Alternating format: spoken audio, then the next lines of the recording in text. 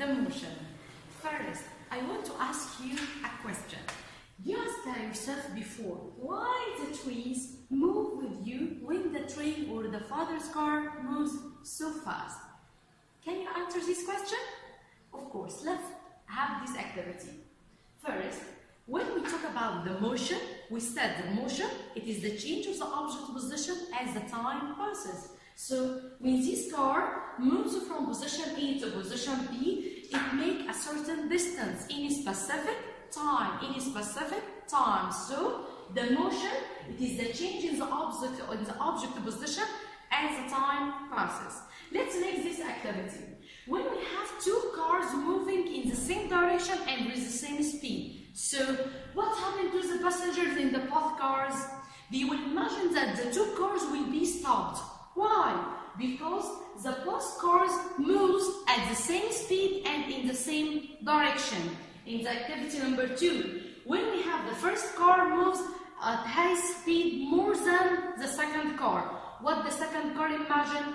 The second car imagines that it moves backward. The passengers in the second car imagine that they are moving backward, but actually they are not moving backward. They are moving forward, but they imagine that because they have the relative motion. So we have a new definition, which is the relative motion. What is the relative motion? It is the motion of the object when it can be considered to be the motion of another object moving beside him. So, if you imagine we have two persons moving beside each other, the first one has a higher speed, the second one will imagine that he moves backward. Why? Because he make a comparison according to his motion to the second motion of his person. Let's continue. When we have the two cars moves in the opposite direction, so we will have, I will imagine that the other car moves by high speed. In the first car, and this is the second one, you will imagine that the second car moves in at very high speed. So we have the conclusion for this when I'm asking you what happens when a car moves next to your car with the same speed. You will answer, it seems that you don't move. Why? Because they have moved in the same direction and with high speed. Number 2, when the first car or when the car moves next to your car with a higher speed but in the same direction, you will imagine that your car moves backward. You imagine that your car moves backward. Let's have. So, the relative motion, it is the change in the object position, but relative is the word relative. Relative to another object moving beside you, like train or car or person. So, this is called the relative motion. So again, what is the mean by the relative motion? It is the change in the object position in the direction with another object, according to or maybe to another fixed point. And this will be called the frame of the reference. Is the frame of reference. Let's continue. The types of the motion. The types of motion we have. First one, the transitional motion. What do I mean by transitional motion? It is the motion of the object which you make a change in the position relative to another object. Like what? Like the train or the car. They are called transitional motion because it has a start point and end point. This car moves from your home to the school. So the start point is your home and the final point or the final state will be your school. Another one, the train's movement or the train's motion, it's a transitional. Why? Because it has an initial and final position. So again, what do I mean by transitional motion? It's the motion which is the object position. It changes relative to another fixed point. And so it has an initial and final position. The word initial means the starting point. Let's continue. The periodic motion. Of course, the periodic motion, it is the motion which is regularly repeated. Like what? Like the pendulum. If I'm going to show you, this is the pendulum. This pendulum is considered as a periodic motion. It's considered what? A periodic motion. Why? Because this pendulum, when it moves, it repeated its movement in equal periods of time. Again, it repeated its movement in equal periods of time. This is what? The periodic motion. Again, this is called what? The periodic motion. Because the ball of the pendulum moves from the starting point here and then moves forward to the second position and second and third position and so on. So it will be called the periodic motion, and this like what? Like the pendulum. Also, in the periodic motion,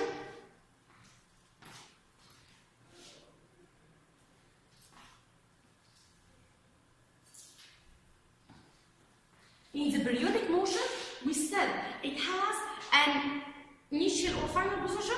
Of course not. It will be regularly repeated in equal periods of time. So if we consider two, the periodic motion and the transitional motion, the transitional motion has an initial and final position, while the periodic motion, it has no initial or final position. Let's continue. The types of the periodic motion, we said it has a vibrating motion, like what? Like the motion of the pendulum. This is called the vibrating motion. Number two, the circular motion, like the motion of the fans. The fans, its arms will have a circular motion. Number three, we have the wave motion. This wave motion, it will be produced from the movement of the stone when we are throwing the stone in the water. What happened to the water? It's going to make a movement of the water, or we call it the wave motion. So the periodic motion, we have three types of them. We have circular motion, we have the vibrating motion, and the wave motion. Again, what is the periodic motion? It is the motion which is repeated regularly in equal periods of time, like the motion of the pendulum. The motion of the pendulum, it's repeated in a certain equal periods of time. And we have three types: circular, vibrating, and wave motion. Let's start with the wave motion. The wave motion, it's like that. Throwing of the stone in the water, and so you are going to see the water make a waves, make what? Waves. So we call it wave motion. The wave motion, it will be classified into two types of the waves. We have the mechanical waves and electromagnetic waves. Mechanical waves, it's waves which need a medium to propagate through it. What does it mean? It means that when you're throwing the stone in the water, this water is the medium particles. So you see the water waves because it makes a disturbance in this medium, in the water. Of course, this will be called mechanical waves. Again, it will be called what? Mechanical waves, because it needs the medium particles to vibrate through it. Like also what? Like the water. Also, like the sound. The sound that I produced, it will be traveled to your ear by the vibration of the air particles. So what happens if you are in the space? The space, we don't have any air particles, so we cannot communicate with each other. So, of course, the mechanical waves, it is the waves which produce due to the vibration of the medium particles. Very good. So, they must need a medium to travel through it. And also, its speed is very low. It will equal 340 meters per second. The second type is electromagnetic waves.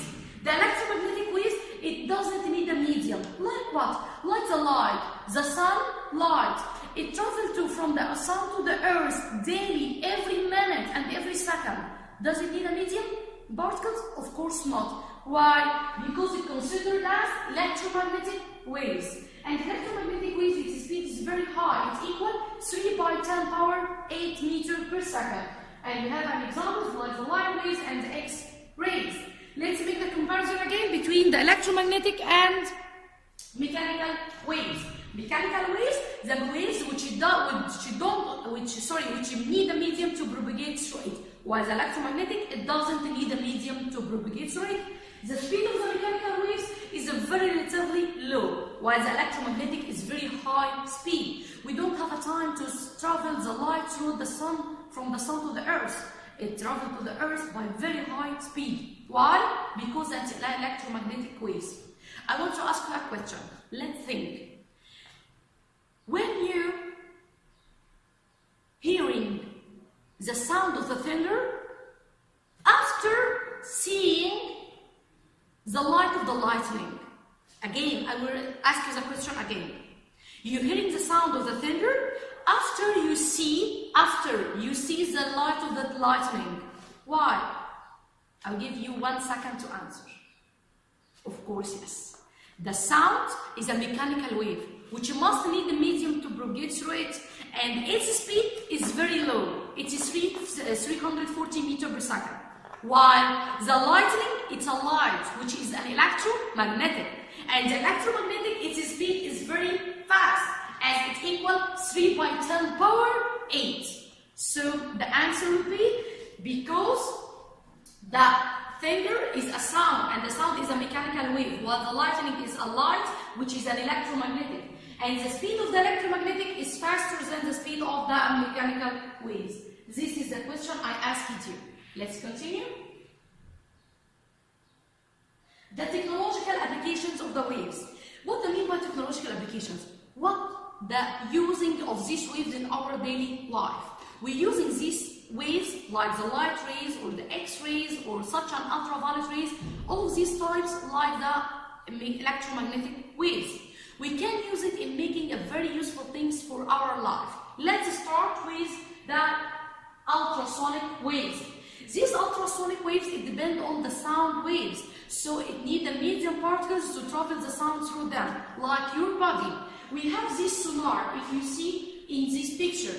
This sonar, it produces the sound which travels through your body to the grammatic, the sonar, or the grammatic, the sound of your organs.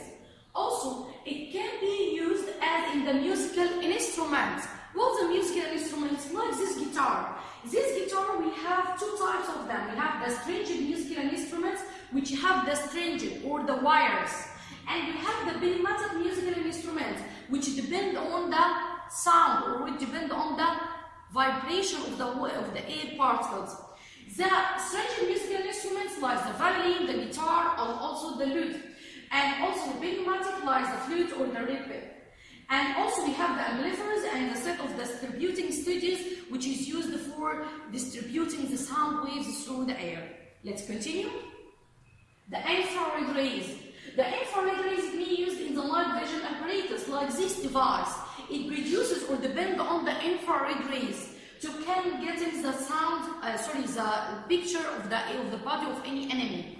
Also, it can be used in the remote sensing instruments, like in the wars or like to the satellites, which have the picture for the Earth from the outside space.